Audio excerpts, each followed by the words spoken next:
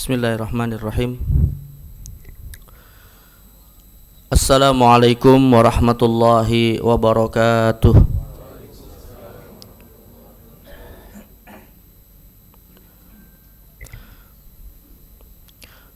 Alhamdulillahi rabbil alamin.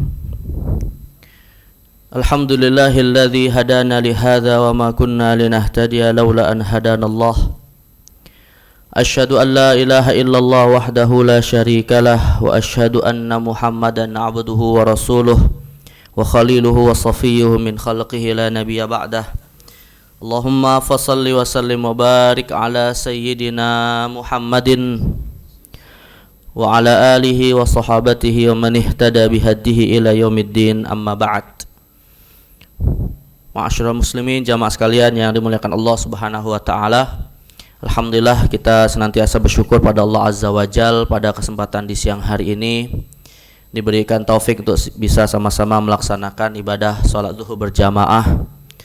Terlebih pada hari ini kita juga sudah memasuki hampir pertengahan dari bulan pertama dari 4 bulan haram, yaitu bulan Zulqa'dah atau bulan yang ke-11 dalam kalender Hijriyah, yang mana insyaallah 3 bulan berturut-turut dari Zulqa'dah, Zulhijjah dan Muharram ke depan kita akan dimuliakan oleh Allah Subhanahu wa taala berada di bulan-bulan mulia ini, yang tentunya ketika kita mengetahui saat ini kita berada di bulan haram, hal yang patut yang harus kita cermati, harus kita berhati-hati adalah kita kembali mentadaburi pesan Allah Subhanahu wa taala, fala tadlimu fihinna anfusakum. Jika kita sudah memasuki 4 bulan haram, Allah berpesan janganlah zolimi diri sendiri. Artinya kita berusaha untuk menjauhi setiap dosa dan maksiat, karena setiap dosa dan amal soleh yang dilakukan pada bulan-bulan haram itu para ulama katakan dilipat gandakan kualitasnya oleh Allah Subhanahu wa taala. Kata Sayyiduna Ibnu Abbas radhiyallahu anhu, inna dzamba wa ajral amali sholihi fihinna a'zam. Sesungguhnya dosa dan amal soleh yang dilakukan pada bulan-bulan haram itu nilai kualitasnya ditingkatkan oleh Allah Subhanahu wa taala. Dan kita berharap mudah-mudahan Allah Subhanahu wa taala senantiasa menjaga kita dari setiap dosa dan maksiat, dan tentu kita meminta kepada Allah diberi taufik untuk diberikan kemudahan meningkatkan kualitas dan kuantitas amal ibadah kita kepada Allah Subhanahu wa taala.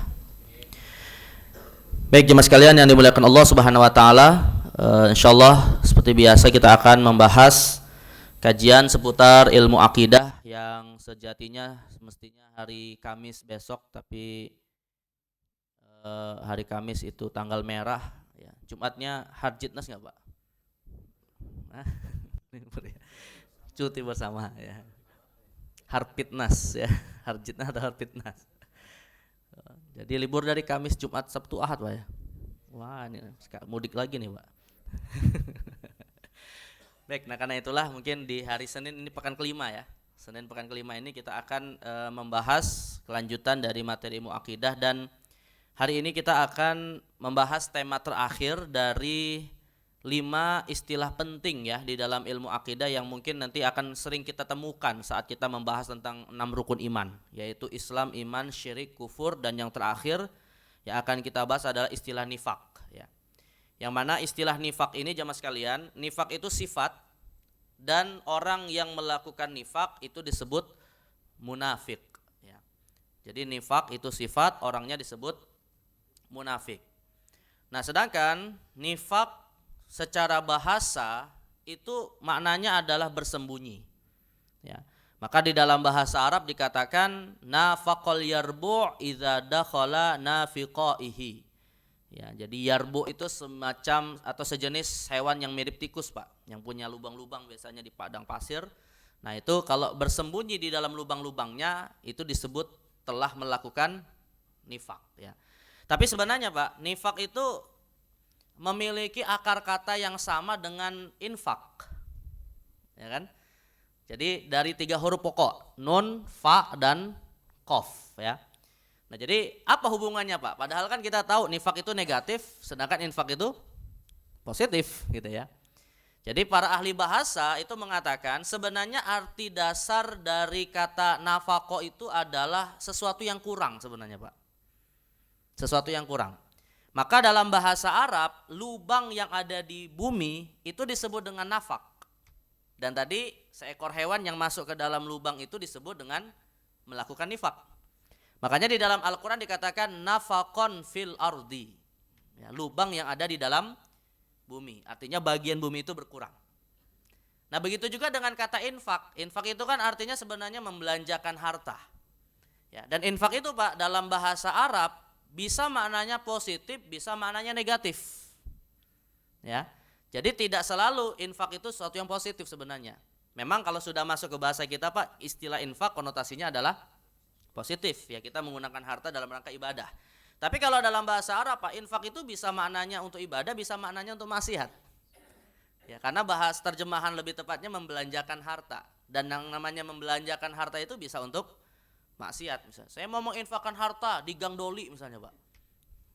Masih ingat nggak? Saya masih ingat Pak? Udah lupa. Ya, atau menginfakkan harta dengan untuk beli khamr. Ya, dalam bahasa disebut infak. Ya. Makanya di dalam Al-Quran itu tidaklah kata infak dikonotasikan maknanya positif kecuali ditambahkan kata fi sabilillah. Ya, alladzina yunfikuna fi sabilillah. Matsalul ladzina yunfikun amwalahum fi sabilillah. Tapi kata infak juga ditemukan di dalam Al-Qur'an maknanya negatif. Innalladzina kafaru yunfikuna ya amwalahum liyasuddu an sabilillah. Jadi orang-orang kafir yang memusuhi umat Islam itu menginfakkan juga hartanya untuk menghalangi mereka dari hidayah Allah. Jadi Allah menyebut kata infak juga untuk tujuan-tujuan yang buruk. Nah, itu maka infak itu bisa maknanya baik, bisa maknanya buruk. Tapi kalau infak itu Pak sudah dikonotasikan fi sabilillah, istilah lebih spesifiknya namanya disebut sedekah. Ya, istilah lebih spesifiknya namanya sedekah. Tapi sedekah enggak ada yang negatif. Jadi sedekah itu adalah infak yang sudah maksudnya adalah ibadah. Jadi bisa kita katakan Pak, setiap sedekah adalah infak, tapi tidak setiap infak adalah sedekah. Setiap zakat adalah sedekah, tapi tidak setiap sedekah adalah zakat. Jadi dari tiga istilah ini mana yang paling luas cakupannya Pak? Infak. Ya, setelah infak baru sedekah, baru zakat. Setiap zakat adalah sedekah, tapi tidak setiap sedekah adalah zakat. Setiap sedekah adalah infak, tapi tidak setiap infak adalah sedekah. Nah, jadi kira-kira singkatannya perlu dirubah nggak Pak? Kan ZIS ya, singkatannya ZIS ya, zakat, infak, sedekah. Kalau kita urutkan infak, sedekah, zakat gimana tuh Pak? Susah. Iset gitu ya. Nah, jadi nggak pada kenal gitu ya. Tapi begitulah hubungan antara infak, sedekah dan zakat. Maka kembali kepada mana infak Pak. Mana infak itu secara bahasa intinya kita mengeluarkan harta. Ya, dalam arti ketika kita menginfakkan harta kita ya hakikatnya ada sebagian dari harta kita yang berkurang. Ya, dan itu tadi sejalan dengan makna nafak yang artinya ada lubang di dalam bumi karena berkurangnya sesuatu dari bumi sebagaimana berkurangnya sesuatu dari harta kita. Sedangkan kalau nifak juga maknanya sama Pak. Nifak itu asal kata dasarnya sama yaitu berkurangnya sesuatu. Karena orang yang disebut munafik dia zahirnya seakan muslim tapi keyakinannya telah berkurang. Ya, karena dia hakikatnya berislam hanya secara zahir saja, tapi di dalam dirinya hakikatnya tidak beragama Islam. Maka seakan dia sedang mengurangi bagian imannya kepada Allah Subhanahu wa taala. Nah, itu jadi titik temu antara infak, nafak dan nifak, ya. Tapi kalau untuk orangnya, orang yang berbuat nifak itu disebut munafik. Sedangkan orang yang berinfak dengan hartanya disebut munfik. Nah, itu jadi ada kata khususnya. Munfik untuk yang berinfak, munafik untuk yang punya sifat nifak, ya. Nah, ini perbedaan antara istilah nifak dan istilah infak. Ya, nanti dari istilah infak itu akan melahirkan istilah nafaqah ya dan istilah-istilah yang bersumber kepada kata infak itu sendiri. Tapi kalau secara khusus sih nifak secara bahasa maknanya bersembunyi ya di dalam suatu lubang. Ini makna secara bahasa. Sedangkan kalau secara istilah jamaah sekalian, Nah, ini definisi yang populer disebutkan oleh para ulama. Nifak itu adalah alladzi yasturu kufrahu wa yudhiru islamah, yaitu suatu sifat atas orang yang menyembunyikan kekafiran dan menampakkan keislaman. Imam Ibnu Mandur mengatakan, Pak, istilah nifak itu sebenarnya baru dikenal dengan definisi ini ketika Nabi berdakwah. Dan lebih khusus lagi ketika Nabi hijrah ke kota Madinah. Ya, karena di Madinah itu, Pak, musuh Nabi bertambah.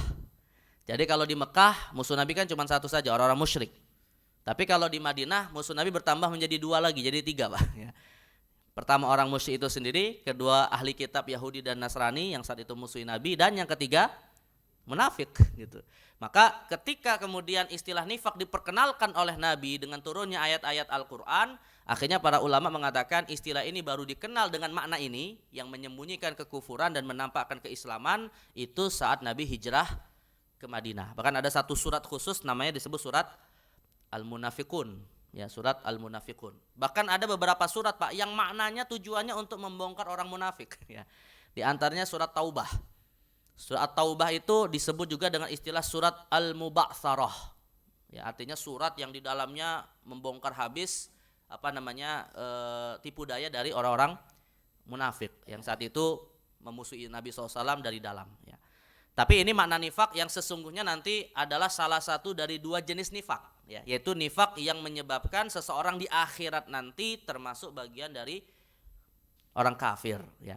Tapi nifak itu sendiri kemudian dibedakan oleh para ulama menjadi dua jenis, ya. Pertama ada nifak i'tiqadi, dan nifak i'tiqadi inilah yang tadi kita definisikan.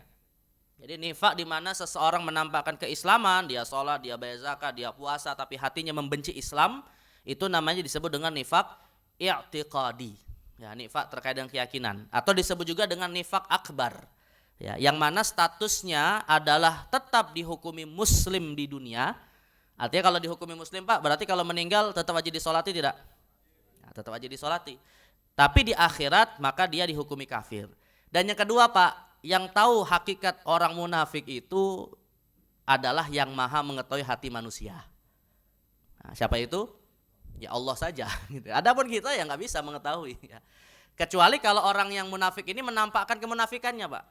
Dan nanti ketika orang munafik menampakkan kemunafikannya, namanya berubah, bukan lagi munafik. Apa namanya istilahnya, Pak? Nah, istilahnya zindiq. Istilahnya zindiq. Jadi orang munafik itu, ya, ketika disebut munafik, hakikatnya kita nggak tahu dia munafik. Itu urusan Allah nanti di akhirat, ya. Dan kita tidak boleh, Pak, bermudah-mudahan menuduh orang munafik. Ya, makanya di zaman Rasulullah itu, Pak, ada sebagian sahabat yang bermudah-mudahan, ya, menyebut kata munafik. Nabi malah marahin yang nyebut-nyebut munafik tadi gitu, Pak. Yaitu ketika ada sahabat, hadis riwayat Imam Muslim, ya. Ada sahabat Nabi namanya Mu'az bin Jabal radhiyallahu anhu. Jadi Mu'az bin Jabal itu, Pak, beliau ini biasanya kalau sholat isya itu 2 kali. Pertama beliau sholat isya berjamaah bersama Nabi di Masjid Nabawi, dan yang kedua setelah itu beliau sholat isya di kaumnya yang baru masuk Islam. Karena di zaman Nabi SAW itu, Pak, namanya masjid itu bukan hanya Masjid Nabawi, ya. Di zaman Nabi itu setiap kabilah itu ada masjidnya sendiri-sendiri, Pak. Makanya Nabi SAW memerintahkan para sahabat untuk membangun masjid fiddur di tempat kabilah masing-masing. Nah, para sahabat yang baru masuk Islam, yang belum banyak mendapatkan hafalan Al-Quran, biasanya nanti diutus oleh Nabi untuk memiliki imam yang mengimami mereka sholat. Ya, jadi Mu'az bin Jabal ini akhirnya setelah sholat isya kemudian mengimami kabilahnya. Kita tahu dalam hadis itu, Pak, apa yang beliau lakukan? Dalam 1 rakaat dalam sholat isya beliau membaca surah Al-Baqarah. Ya mungkin lagi semangatnya hafal gitu. Nah, nama orang kalau lagi hafal kan kadang semangat itu dibaca dan saat jadi imam gitu kan. Nah, apalagi beliau masih muda, Pak. Mu'az ini masih muda gitu ya. Hafalannya baru hafal bagus, masih muda lagi semangatnya untuk bisa diperdengarkan kepada. Tapi kita tidak menuduh Mu'az riya, Pak, ya. Waliyadzubillah min dzalik. Akhirnya dia baca surah Al-Baqarah. Saat beliau baca surah Al-Baqarah itu, Pak, ada salah satu makmumnya itu nggak kuat. Akhirnya memisahkan diri, pergi gitu kan. Pergi. Setelah kemudian pergi, sholat selesai dilakukan, para sahabat yang saat itu sholat bersama Mu'ad kan tahu orang ini pergi, Pak. Dituduh ini munafik ini. Ini munafik, nggak mau berjamaah bersama kita gitu kan. Akhirnya apa yang terjadi, Pak? Orang ini nggak mau dituduh munafik. datang kepada Nabi mengadukan apa yang dilakukan oleh Mu'az dan para sahabatnya tadi. Apa kata Nabi, Pak? Apakah Nabi memarahi yang tadi keluar dari jamaah atau malah imam yang dimarahi? Imam yang dimarahi malah. Dan Nabi mengatakan, afattanun anta ya Mu'az, ya. Kenapa kamu membuat sesuatu yang bisa menimbulkan fitnah, wahai Mu'az? Artinya fitnah itu artinya membuat orang malah tidak suka dengan Islam gara-gara dipersulit dalam kehidupannya. Ya mirip-mirip lah Pak, seperti mu'alaf misalnya ya. Mu'alaf baru masuk Islam Pak. Jangan diajarkan perbedaan mazhab. Nanti kamu kalau sholat tahu ya, ngangkat tangan ini Hanafi, tangan ini Syafi'i gitu.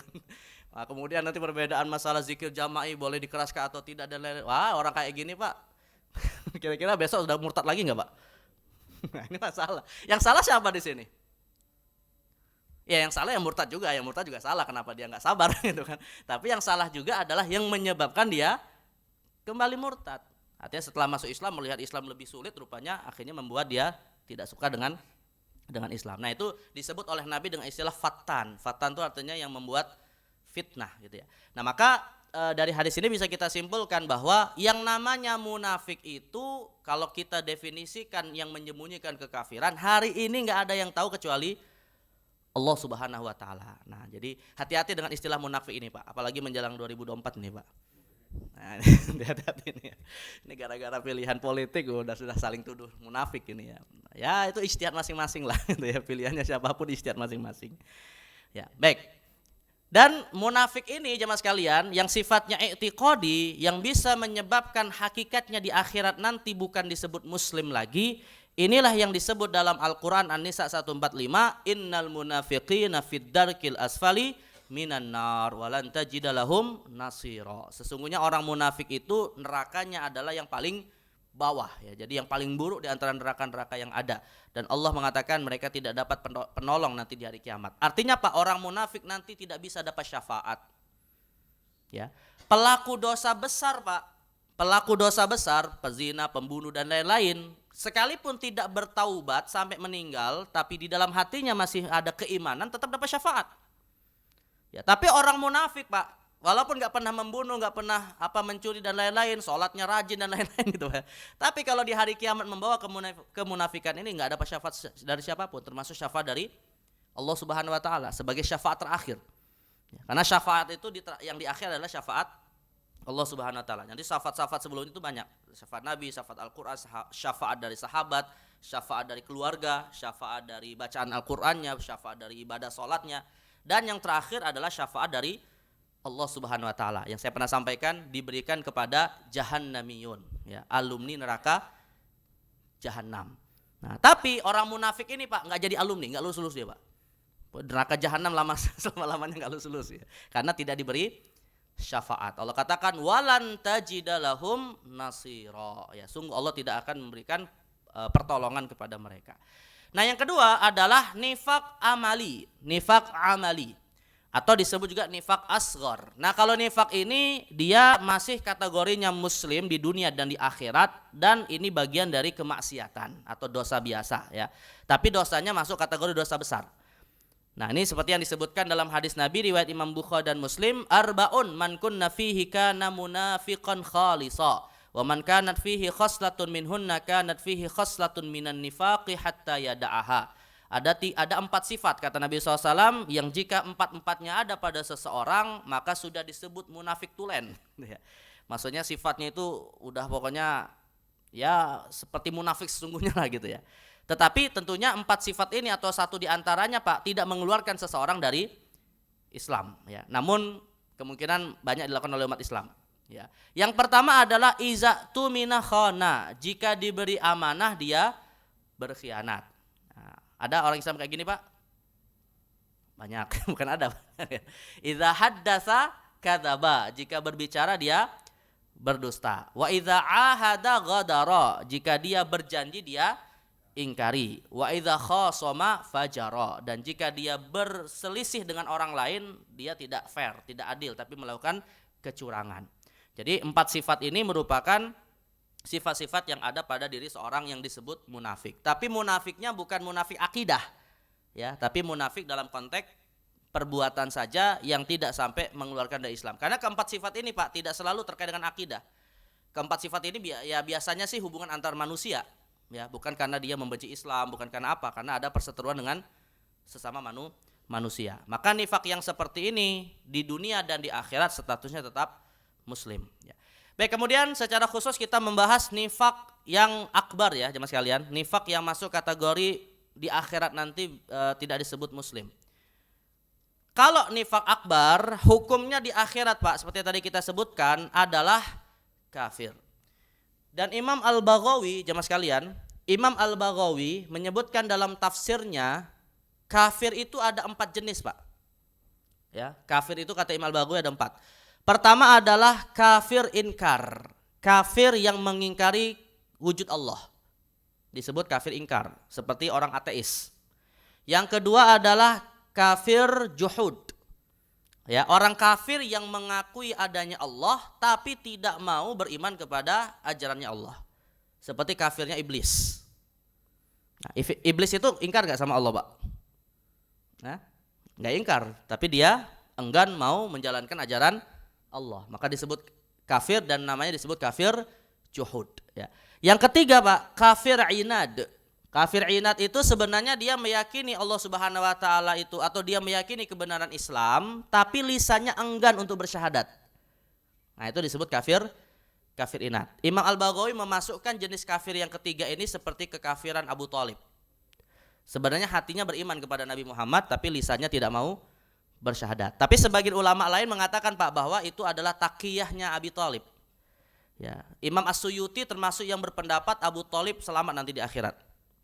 Jadi sebenarnya keimanan Abu Thalib itu diperselisihkan Pak, ya, apakah dia itu mati dalam kondisi kafir atau sebenarnya muslim. Ya, Imam Al-Baghawi menganggapnya kafir karena tidak mau bersyahadat, karena malu terhadap kaumnya kalau dia bersyahadat. Tapi Imam As-Suyuti menganggapnya adalah seorang muslim dan bertakiyah ketika tidak bersyahadat untuk bisa membela Nabi Muhammad SAW hingga akhir hayat. Makanya ada satu kitab yang ditulis tentang masalah najati Abi Thalib. Tapi ini khilafiyah lah Pak ya, ini khilafiyah. Lantas kita kan sering mendengar ayat Pak, innaka la tahdi man ahbabta, sesungguhnya engkau wahai Muhammad tidak bisa memberi hidayah kepada orang yang engkau cintai, orang yang engkau sayangi. Biasanya kita pahami yang dimaksud orang di sini siapa Pak? Abu Thalib kan? Kalau Imam Suyuti memahami Pak bukan Abu Thalib tapi Abu Lahab. Tapi Abu Lahab yang dimaksud gitu. Karena Abu Lahab itu Pak paman Rasul sekaligus mertua Rasul. Paman Rasul sekaligus mertua Rasul. Artinya kira-kira Pak kalau paman dijadiin mertua itu bagaimana cintanya coba?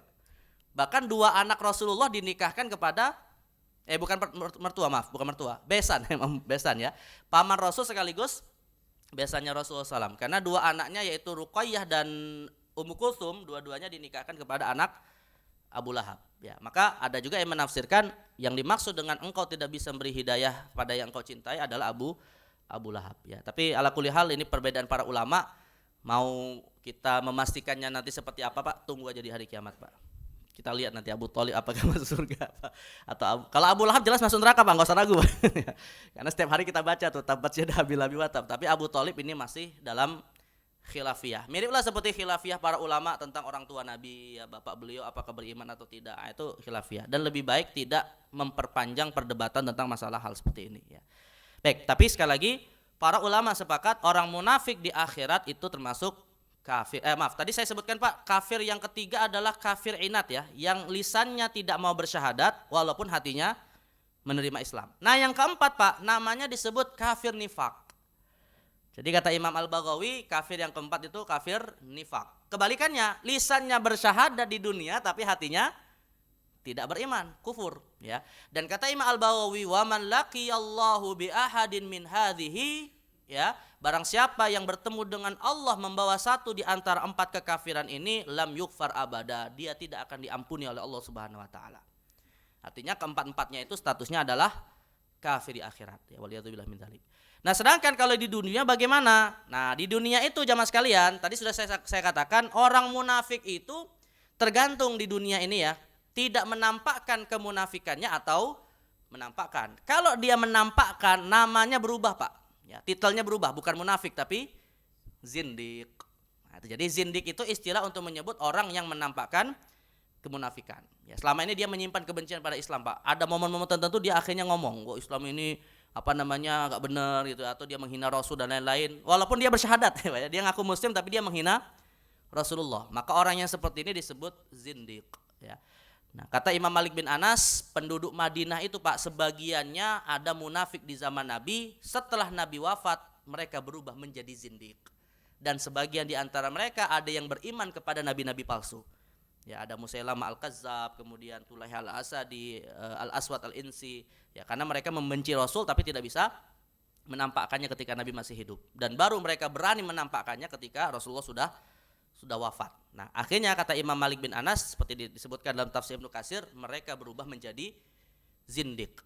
Dan itu yang dimaksudkan dalam surah Al-Baqarah, apa? Wa minan nasi man yaqulu amanna billahi wa bil yaumil akhir wa ma hum bimumin yukhadi'unallaha, dan seterusnya. Ya.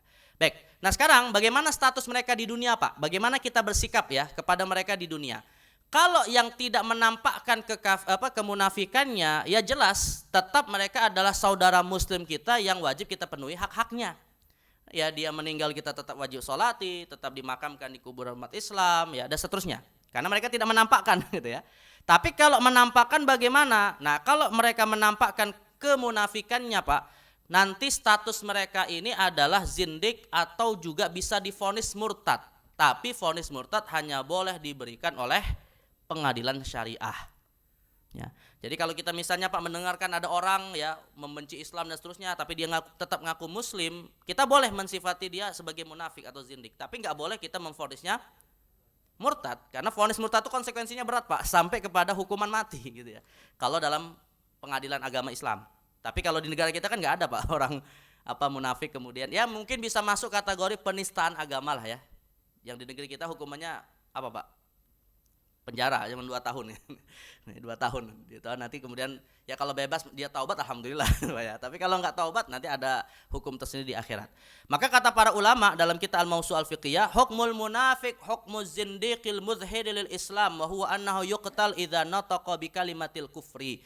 Hukum munafik yang menampakkan kemunafikannya adalah zindik yang ngaku muslim, di mana kalau dia terbukti melakukannya bisa dihukum dengan hukuman mati ya tentunya oleh pemerintah, awujida minhu mukaffir wa qamat alaihil bayyinah, tapi dengan syarat ada 2.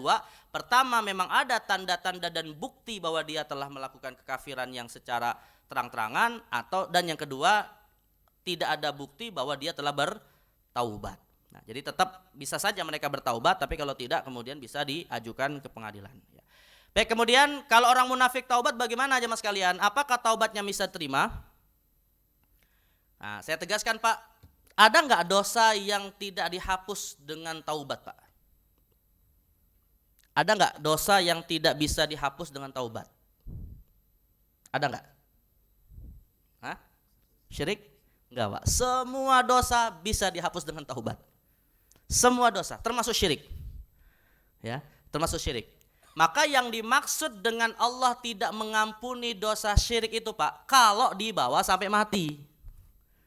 Ya, tapi kalau dia masih hidup walaupun berbuat syirik dan bertaubat masih terima enggak?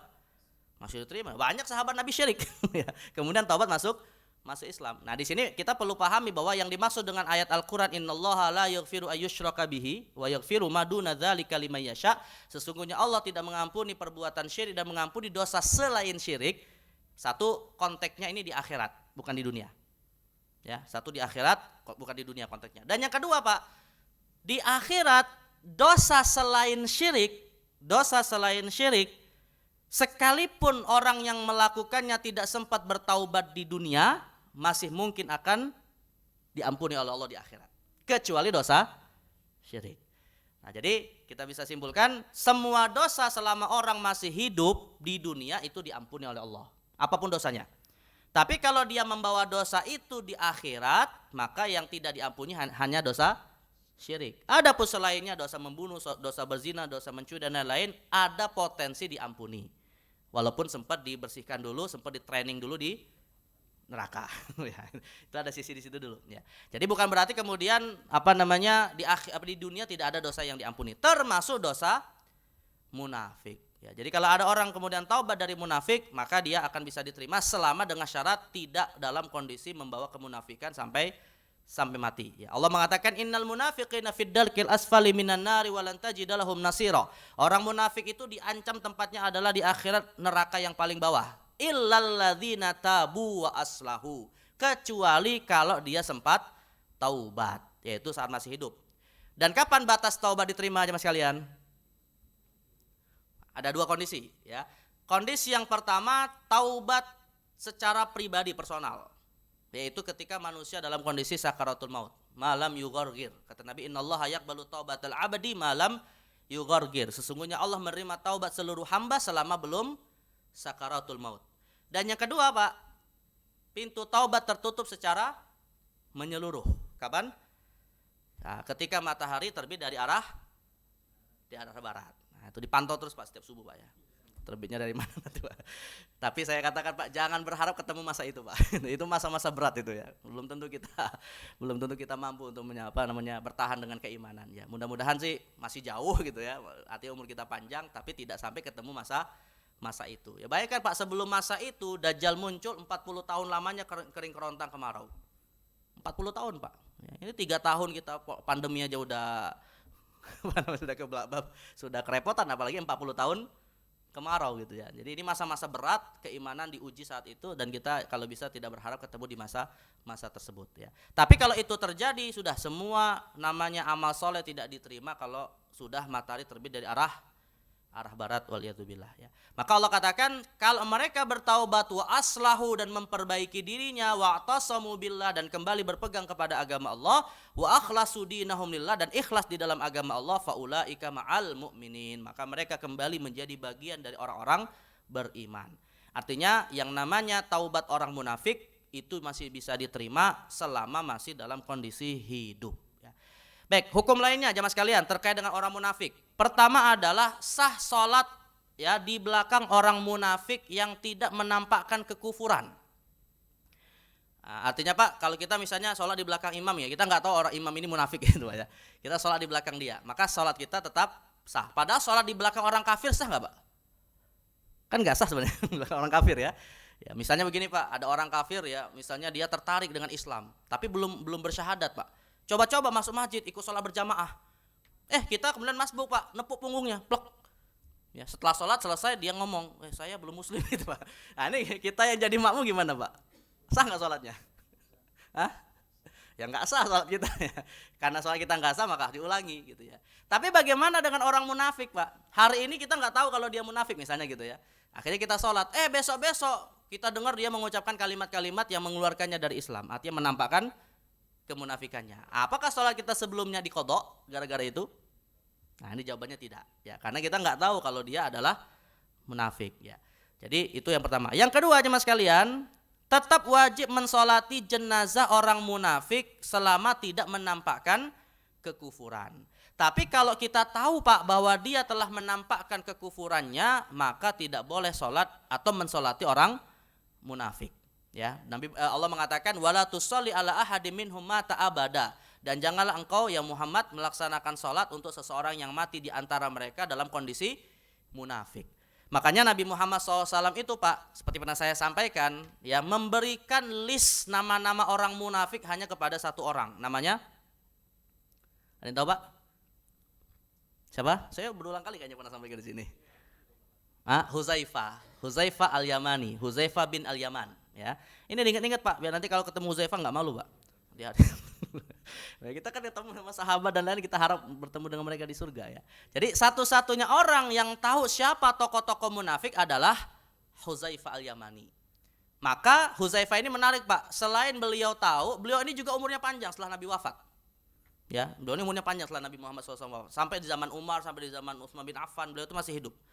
Nah maka menariknya ya, setiap kali ada orang Madinah meninggal, Umar bin Khattab mengelirik Huzaifah. Umar ngelirik Huzaifah. Kalau Huzaifah langsung pulang nggak mensolati orang itu, ini munafik nih. Beliau nggak sholat. Kenapa? Karena Huzaifah kalau sudah tahu nggak boleh sholat kepada orang munafik Pak. Sebab berdasarkan ayat At-Taubah ayat 84 ini. Ya. Tapi kalau Huzaifah mensolati berarti orang ini selamat dari kemunafikan. Baru Umar ikut mensolatinya. Nah, tapi setelah Huzaifah meninggal Pak, siapa yang tahu orang munafik yang akhirnya nggak kita solati? Ya nggak ada yang tahu. Maka zahirnya kalau dia memang disebut muslim ya kita tetap wajib mensolatinya, layaknya seperti saudara muslim yang lain ya. Baik, kemudian yang terakhir di antara hal yang menjadi poin juga disebutkan oleh para ulama, haram menjadikan orang munafik yang menampakkan kemunafikan itu menjadi seorang pemimpin. Allah katakan, ya ayyuhalladzina amanu la tattakhidhu bitanah. Wahai orang yang beriman, janganlah kamu menjadikan teman. Nah, maksud teman di sini juga adalah menjadikan tempat di mana kita menyerahkan urusan kita. Ya, di antara sifat mereka yang buruk, wa idza laqukum qalu amanna wa idza khalau addu alaikumul anamila minal ghaiz. Yaitu mereka itu orang munafik, jika berjumpa denganmu mereka berkata, kami beriman. Tapi jika mereka kemudian menyendiri, tidak bersama dengan orang beriman, mereka menggigit ujung jari karena marah dan benci kepadamu.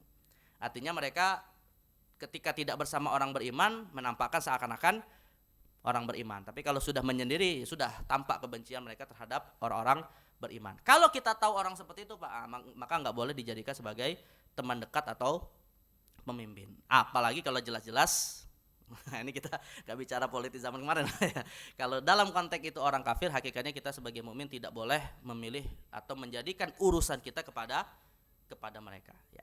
Dan yang terakhir ya, sebagai penutup jamaah sekalian, apa sih Pak urgensinya kita mengetahui masalah munafik ini? Ya.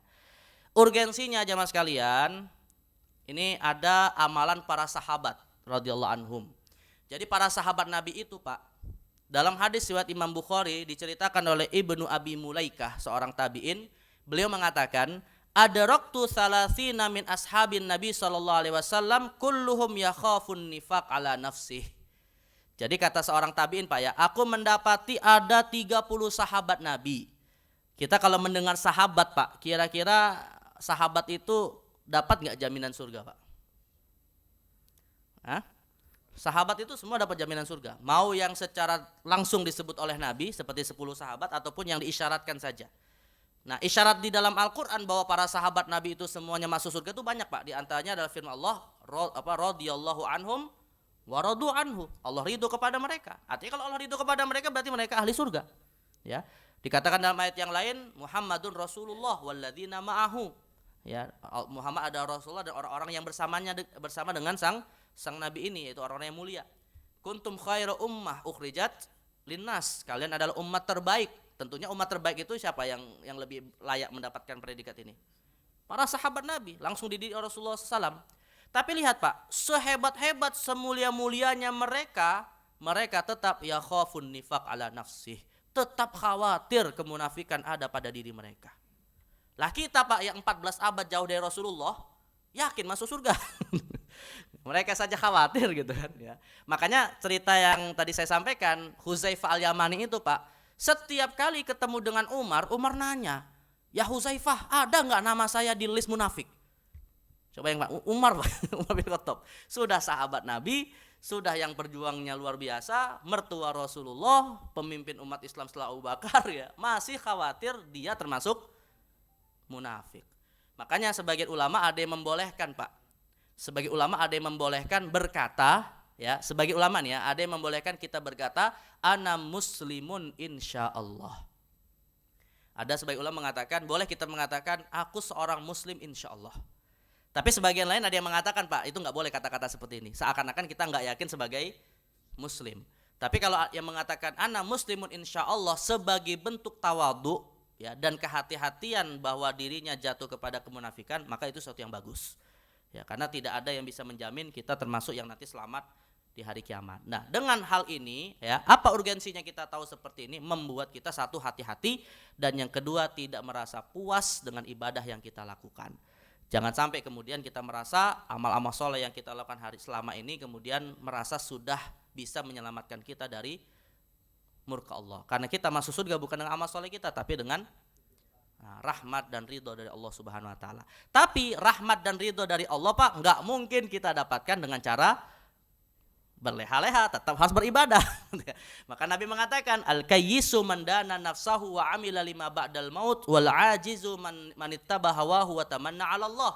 Orang yang cerdas itu yang bersiap tentang apa yang akan dia dapatkan setelah kematian, sedangkan orang yang lemah adalah orang yang terus-menerus mengikuti syahwatnya dan selalu berangan-angan kepada Allah Subhanahu wa taala.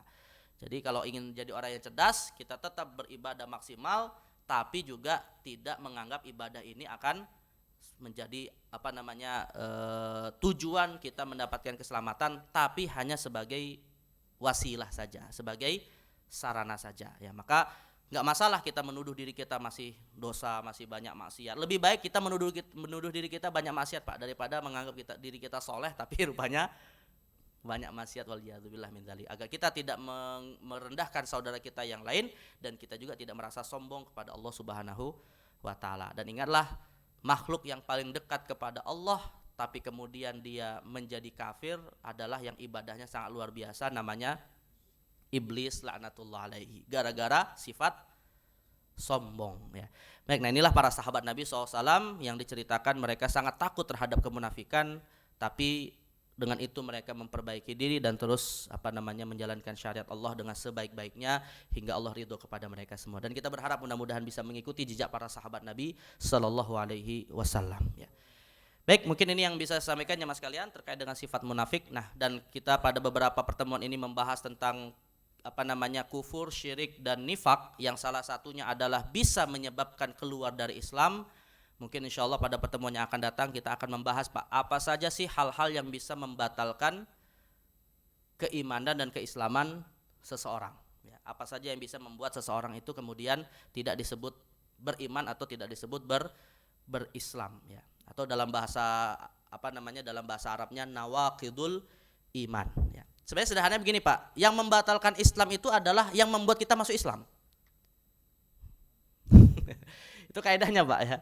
Jadi pintu kita masuk Islam, maka dengan pintu itu juga kalau kita keluar maka kita tidak sebut Muslim. Jadi apapun yang membuat kita masuk Islam, maka itu jugalah yang membuat kita keluar dari Islam. Tapi nanti detail-detailnya apa, insya Allah mungkin akan kita bahas pada pertemuan yang akan datang. Baik, mungkin ini yang bisa saya sampaikan ya mas kalian. Ada yang mau bertanya sebelum kita tutup Pak? Ya, silakan Pak. Waalaikumsalam warahmatullahi wabarakatuh.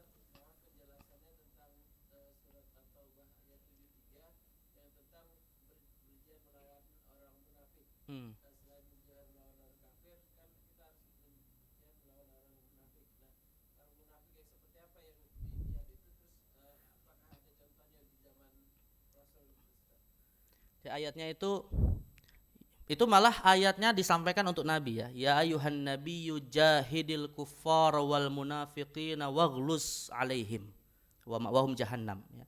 Wahai Nabi, berjihadlah kamu kepada orang-orang kafir dan orang-orang munafik dan bersikaplah keras kepada mereka ya, karena tempat mereka adalah api neraka. Nah, di sini sebenarnya nanti ada pembahasannya Pak ya tentang pembatal iman, bagaimana kita menyikapi orang yang murtad gitu ya. Jadi Syekhul Islam Ibnu Taimiyah itu mengatakan bagaimana kita berjihad. Kalau berjihad kepada orang kafir, jelas sebenarnya Pak, kita berjihad kepada orang kafir itu dengan menghukumi mereka sesuai dengan kondisi kekafirannya. Karena keadilan Islam Pak membuat kita tidak bisa menghukumi orang kafir dengan satu hukum. Orang kafir itu ada orang kafir harbi, ada orang kafir zimmi. Atau sederhananya ada orang kafir yang memusuhi kita, ada orang kafir yang tidak memusuhi kita. Tentunya nggak bisa kita samakan bagaimana kita berinteraksi dengan mereka. Ya, itulah keadilan Islam. Ya. Sedangkan kalau orang munafik Pak, dibedakannya berdasarkan dua hal tadi. Apakah disembunyikan atau secara terang-terangan. Nah, kalau kemudian berjihad kepada mereka itu bagaimana? Ya, kalau kita berjihad kepada mereka dalam kondisi sembunyi-sembunyi, ya kita nggak bisa berjihad Pak. Gimana kita mengetahui mereka munafik? Jadi maka dalam ayat ini konteksnya adalah berjihad kepada mereka yang menampakkan kemunafikannya. Nah, ketika ada orang yang menampakkan kemunafikannya Pak, Syekhul Islam mengatakan tergantung mana maslahat yang lebih besar. Dan ini masuk dalam bab amar ma'ruf nahi mungkar. Artinya Pak, kalau kita hari ini kan nggak bisa Pak membuat orang munafik yang menampakkan kemunafikannya itu kemudian divonis murtad, dihukum mati, main hakim sendiri kan nggak bisa. Ya, jadi caranya bagaimana? Ya dakwah dengan lisan. Kita sampaikan hujah-hujah, dalil-dalil tentang Islam agar mereka kemudian kembali kepada ajaran Islam. Ini namanya disebut jihad juga, jihad dengan lisan. Atau bisa juga jihadnya dalam bentuk perbuatan Pak. Ya, yaitu dengan cara kita memberikan contoh bagaimana muslim yang terbaik seperti apa agar mereka bisa kembali tertarik kepada Islam. Ya, jadi kita berinteraksi kepada mereka itu tidak selalu dengan lisan Pak. Dengan kita sering memberi kebaikan kepada dia, membuat dia kemudian merasakan. Ada orang kalau dikasih baik-baik terus kan dia nggak nyaman kan. Nggak nyaman itu maksudnya pasti ingin membalas lah gitu ya. Kalau bahasa kita tuh Pak, nggak enakan lah gitu ya. Itu juga bagian dari jihad Pak. Makanya orang yang ada kecenderungan masuk Islam bisa nggak menerima zakat? Bisa, namanya disebut mu'alaf. Mu'alaf itu Pak ya, mu'alaf itu bukan hanya yang baru masuk Islam. Termasuk mu'alaf itu adalah orang yang sudah mulai nanya-nanya tentang Islam tapi nggak bisa masuk atau belum siap masuk Islam. Maka bisa dibantu dengan zakat. Ya, jadi mu'alaf itu ada dua, ada mu'alaf yang masih kafir, ada mu'alaf yang masuk Islam. Nah, itu juga termasuk orang yang bisa diberi zakat. Artinya kita juga bisa menggunakan harta kita untuk berjihad. Ya, agar mereka kemudian kembali kepada Islam. Tapi kalau kemudian mereka masih ngeyel dan lain-lain Pak, bisa dengan sikap tegas. Ya, kalau dalam konteks negara kita Pak, sikap tegas dilaporkan aja ke ke pihak yang berwajib, kemudian mereka bisa diterapkan pasal-pasal penistaan agama dan lain-lain. Yang penting ada bukti-bukti yang jelas gitu kan. Nah, jadi artinya sekali lagi apa yang dimaksud dengan berjihad kepada orang kafir tergantung kaidahnya ya, apa maslahat yang lebih besar. Bentuknya bisa macam-macam. Dan itu masuk dalam bab nahi mungkar. Kata Nabi SAW, man ra'a minkum munkaron falyughayyirhu biyadihi. Ya, kalau bisa dengan tangan, dengan kekuasaan itu kita lakukan. Tapi kalau nggak bisa, fa illam yastati fa bilisani, dengan lisan. Tapi kalau nggak bisa juga dengan fa biqalbih, dengan hati. Tapi kalau zaman sekarang nih Pak, yang paling dominan ada itu kalau bisa dengan lisan. Ya, karena kalau dengan kekuasaan, ya sistem negara kita belum mengakui hukum-hukum seperti itu. Kalau dengan hati Pak, berarti kita mengakui kelemahan iman kita. Kata Nabi kan bahwa amar ma'ruf dengan hati itu adalah at'aful iman kan. Nah, maka dengan lisan lah kita kemudian berusaha untuk dia, kemudian kita bantah hujah-hujahnya, kita ajak dia kembali kepada ajaran yang benar dan seterusnya. Contoh misalnya apa Pak? Ya, saya tidak menuduh orang yang munafik gitu Pak ya, tapi ini tanda-tanda munafik Pak. Seperti ketika ada yang nulis disertasi bahwa boleh zina kalau sama-sama suka. Bahkan jadi disertasi S3 Pak. Masih ingat? Ya. Di kampus yang inisialnya depannya U, di belakangnya N, pokoknya gitu. Saya nggak nyebut itu ya. Banyak kayak gitu lah gitu. Kan udah disertasi Pak ya, bahwa di dalam Islam, dia bilang dalam Islam Pak ya, yang namanya hubungan seksual itu bisa dilakukan dengan menikah dan milkul yamin. Akhirnya milkul yamin ditafsirkan dengan sama-sama suka. Padahal kan milkul yamin itu maksudnya sistem perbudakan yang nggak lagi berlaku hari ini. Ya, karena dalam Islam itu Pak, yang namanya hubungan seksual hanya sah dan halal lewat satu jalur saja, yaitu akad pernikahan yang sah. Ya, dulu memang dibolehkan tapi untuk perbudakan, tapi sekarang sudah nggak ada lagi. Akhirnya ada yang menafsirkan dengan makna sama-sama suka. Kira-kira ini Pak, berarti kan dia menghalalkan zina nggak? Ya, dan yang menghalalkan zina itu tanda-tanda kemunafikan Pak, kalau memang dia sadar melakukan hal tersebut. Ya, jadi orang yang menghalalkan apa yang jelas-jelas haram itu termasuk tanda-tanda kemunafikan dalam hatinya. Nah, tentunya yang kayak gini ya gimana caranya Pak? Kita lawan. Tulis disertasi juga Pak. Tulis juga tulisan yang membantah dia gitu kan ya. Nah, jadi kayak gitulah cara kita berjihad kepada orang yang menampakkan kemunafikan gitu ya. Nah, jadi ya seperti itulah tafsir dari surah Taubah tadi. Mungkin begitu Pak ya. Wallahu a'lam ya. Baik, makanya Nabi Muhammad SAW itu Pak ya, beliau itu sama orang munafik sikapnya beda-beda. Kadang sama munafik ini keras, sama munafik ini enggak keras gitu ya. Ada satu orang munafik Pak, namanya Abdullah bin Ubay bin Salul. Nabi itu saking beliau itu ingin Abdullah bin Ubay ini kembali ke Islam gitu ya. Jadi beliau itu melembutkan Abdullah bin Ubay Pak. Sampai-sampai para sahabat tuh marah Pak. Ini kalau Nabi izinkan hari ini juga aku ke rumahnya, saya bunuh itu Abdullah. Tapi apa yang terjadi Pak? Tiba-tiba anaknya Abdullah bin Ubay bin Salul, namanya siapa? Kan tokoh gembong munafiknya kan Abdullah bin Ubay namanya kan. Anaknya itu namanya Abdullah Pak. Jadi anaknya itu namanya Abdullah bin Abdullah. Datang kepada Nabi Pak, dia bilang apa? Ya Rasulullah, izinkan aku membunuh bapakku sendiri. Itu saking keselnya sama bapaknya gitu. Karena kalau engkau mengizinkan sahabat yang lain, aku tidak bisa melihat wajah sahabatku untuk kemudian tidak membalas dendam. Jadi dia sendiri yang minta izin untuk membunuh bapaknya sendiri, tapi Nabi tetap tidak mengizinkan hingga akhirnya dia meninggal. Dan ketika Abdullah ini meninggal, sampai kemudian Rasul kemudian mensolatinya. Ya, saking Rasul ingin beliau masuk Islam kembali dengan baik-baik gitu kan. Tapi turunlah ayat Al-Qur'an yang menegur perbuatan Nabi Muhammad SAW ini. Ya, artinya Nabi kemudian ditegur oleh Allah tidak boleh mensolati orang yang jelas-jelas sudah munafik. Ya. Nah ini jadi begitulah cara kita berjihad kepada orang munafik, dengan banyak cara, yang penting tujuannya apa yang lebih maslahat ya. Baik, mungkin seperti itu Pak. Wallahu a'lam ya. Baik, mungkin cukup jangan sekalian. Kita tutup kajian kita pada hari ini dan mari kita tutup dengan doa kafaratul majlis. Subhanakallahumma wa bihamdika asyhadu an la ilaha illa anta astaghfiruka wa atubu ilaik.